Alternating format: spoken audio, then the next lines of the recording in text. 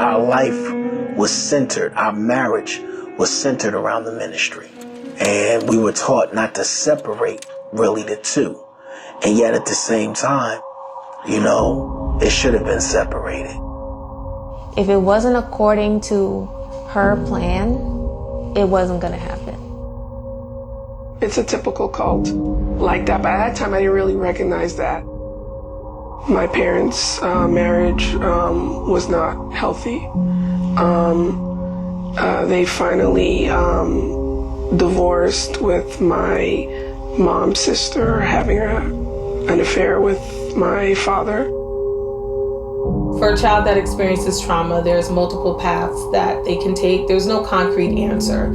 So on one hand, they may feel very familiar with the type of abuse or trauma they suffered and find themselves in continuous situations. Or on the other hand, it was so detrimental that they will do everything possible not to repeat or enter any other situations connected to the trauma. My mom was a single mom, raising 2 daughters. We had days when we didn't know what we were going to eat next. We ate veggie chunks and drank sugar water. My dysfunctional background is one of the reasons why I ended up in the cult. And I don't want to be so black and white that my parents were all bad. They were human beings. They had strengths and weaknesses, and they did the best they could according to what they were taught. So what you see in the recruitment tactics of destructive cults is typically deception, a bait and switch con, and initially when people become involved, there's a phenomenon that has been called love bombing. That is seemingly unconditional love being extended to somebody who's initially coming in contact with the group. I do remember that it was a church that my mom found, and she told me and my sister about the church, and we just went to visit one Sunday, and it was something that I can never forget. I thought it was a little weird. It was different. I wasn't accustomed to some of the things that they were doing. They were very charismatic, very interpersonal. I was first introduced to the cult via a childhood friend. That childhood friend is actually the cult leader's youngest child. So to me, it was just a church that a childhood friend's family ran. My introduction to the church was actually through my sister.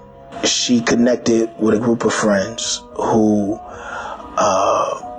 was going to these Bible studies. They were going to Bible studies, and, everyone that was young or youthful seemed to be drawn to it. Everyone kind of just bombarded us, and it was just like, we just met you, but we love you kind of thing. And we were just I think it was a bit much. So it wasn't until a few months later that we went back for a second visit. And after that second visit, we pretty much stayed. In my professional experience, those individuals that find themselves in a controlling or an abusive situation are those that usually are looking for some type of comfort, some type of acceptance, or in many cases, it's been what they have been brought up in.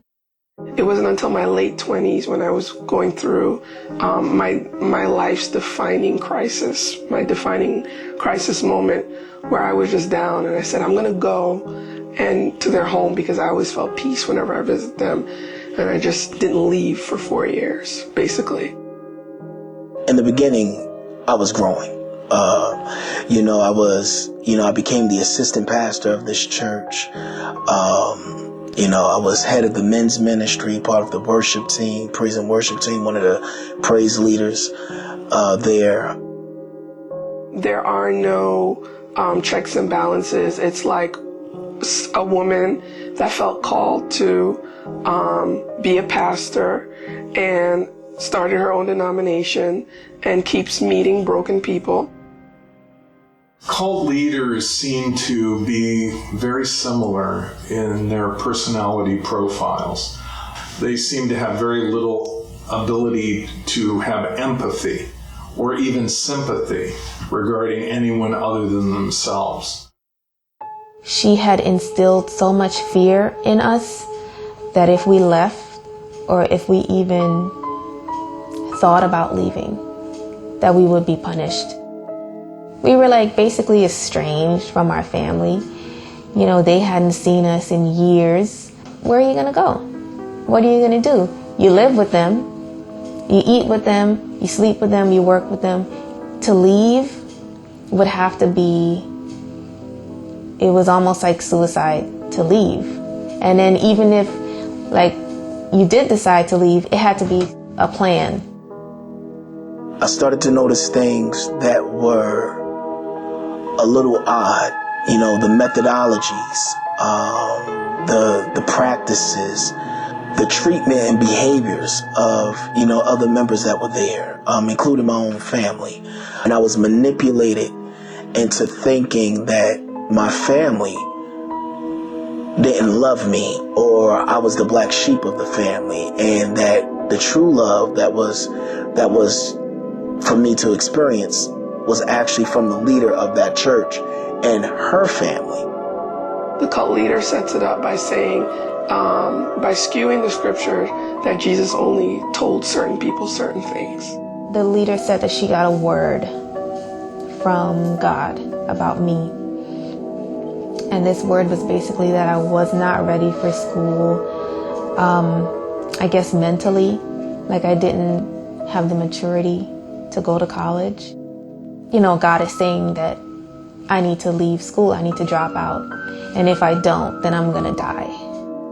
We believed God.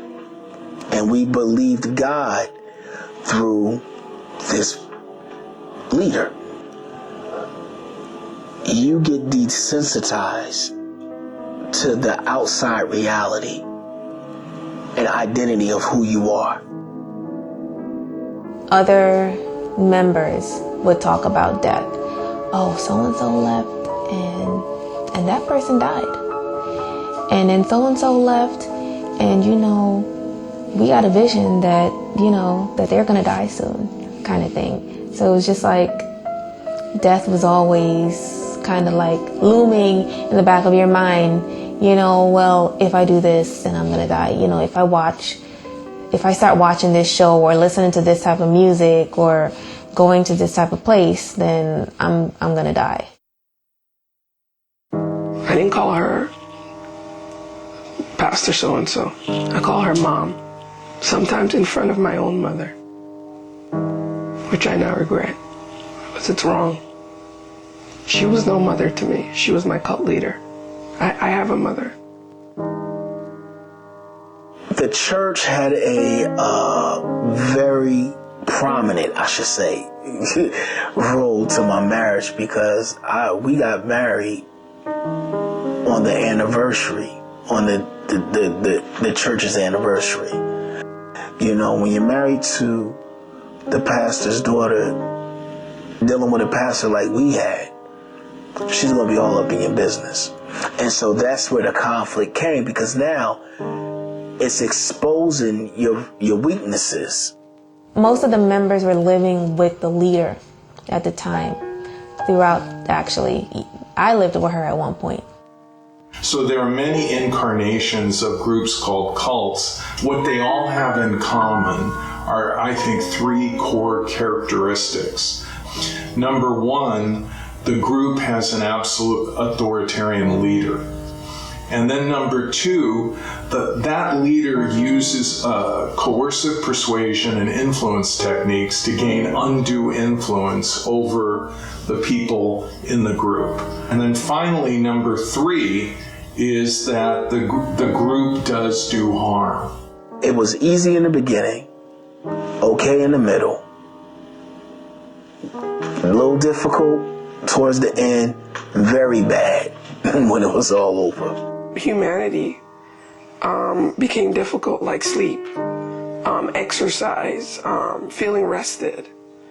And the fact that that's the way that you do stuff, and the premise that it's attainable for any Christian, and it's burnout. It was always a conflict because she tried to control what I did with my kids. You know, my kids, they don't like some of the things that go on there. And so they're having their little struggles and their battles. So what keeps people in those situations primarily is hope. Hope that it will get better. Hope that it will change. Hope that this is a one-time situation. Hope that what they walked in being promised is what they will receive. And that means that everybody is going to give everything all the time. Everything, all your time and all your money, go to this thing that you started to believe in because you came in lost. I'm sorry. No, that's okay. My ex-wife's mother required obedience on all fronts. So the expectation for me, being her husband at that particular time, and the assistant pastor, fell on me. It was a heavy responsibility. So I think the lowest point for me when I was there was when I was pregnant.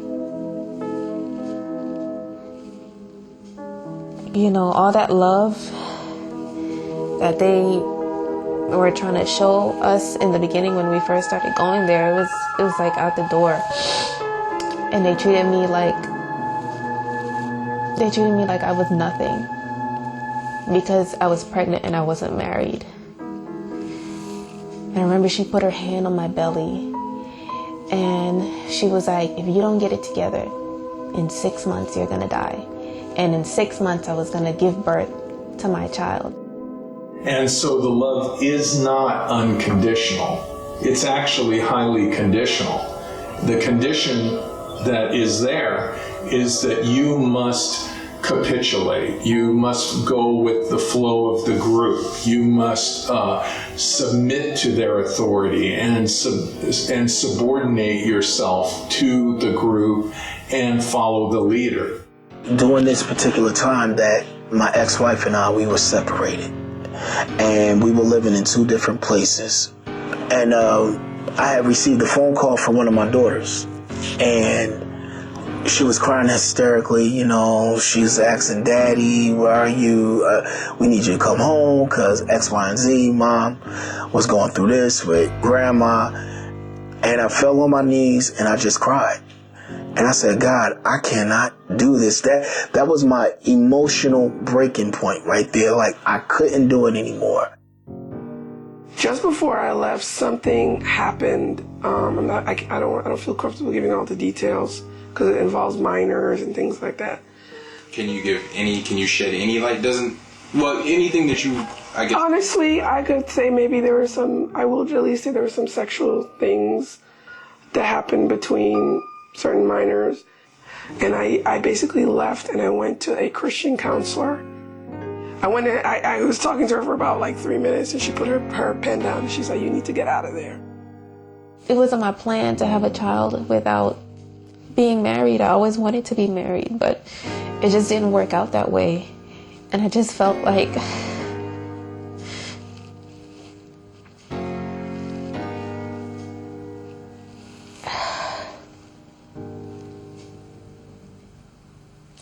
well, what am I gonna do?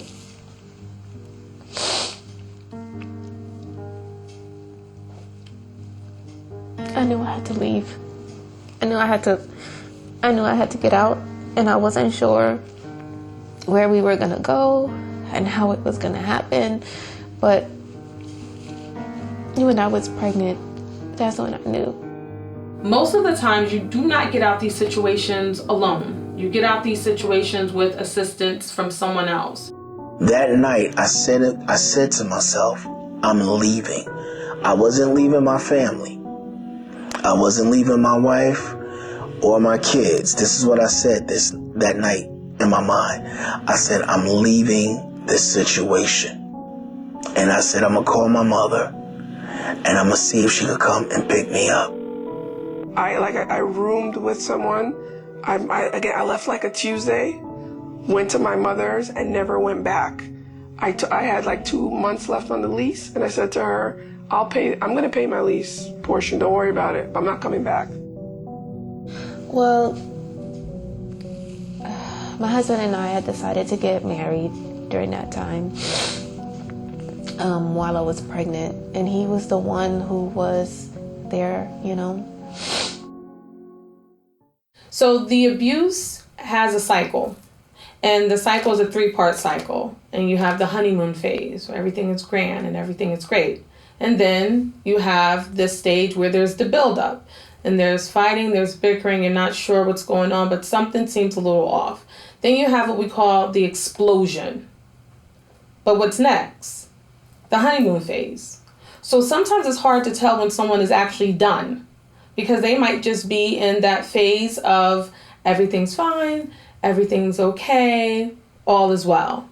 And it takes one connection, one interaction with the previous abuser to jump right back into it. That's the cycle of abuse.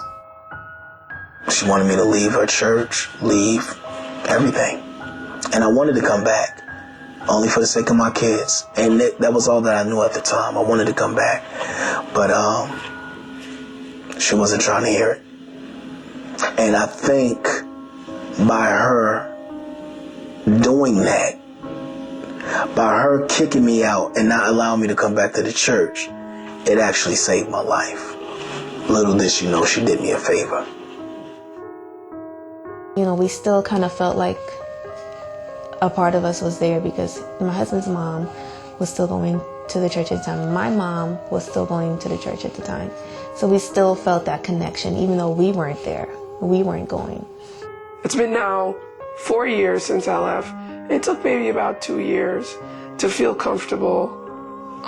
It also took years to feel comfortable and trust leaders, spiritual leaders. And then, because when you're in the church, you kind of freeze time. So you still have some of the issues that led you in there. So then you still have to deal with those things. I had to really, without blaming my childhood or just even blaming this cult leader, what made me vulnerable to go in there? Because if I did not deal with the vulnerability and to this day keep it under wraps, then I'm going to replace the cult with something else negative. It was kind of like someone who had been locked up in jail and they just got out and they don't know what social media is. They don't know how to use a cell phone, kind of thing. That's kind of how it was for us. You know, we had to kind of like start over with everything. And the game-changing point in my life is when I met my fiance today, currently, who I'm engaged to today. And that has led me to join another church where it's been real. The experience has been a whole lot better. I've reconnected with my family. I think everyone can relate to that. Like, everyone has gone through a crisis in their life, a time in their life where they felt lost and they were scared and they wanted a fix. It might be substance, it might be another person, it might have been addiction, it might be food. And for me, it was the cult.